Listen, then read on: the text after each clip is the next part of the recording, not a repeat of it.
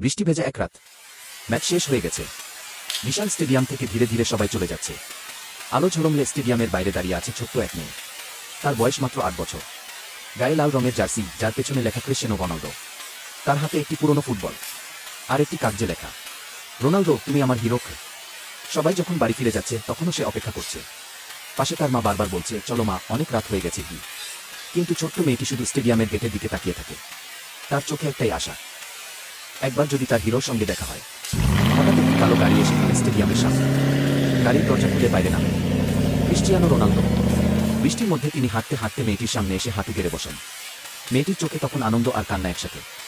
সে কাপা হাতে তার পুরনো ফুটবলটি এগিয়ে দেয়। রোনালদো হাসি মুখে বলটিতে সাইন করেন।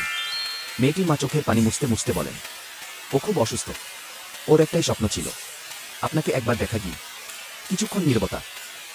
তারপর রোনালদো ছোট্ট মেয়েটিকে শক্ত করে জড়িয়ে ধরেন। বৃষ্টি তখনও ঝরছে, কিন্তু সেই মুহূর্তে একটি ছোট্ট স্বপ্ন সত্যি হয়ে যায়।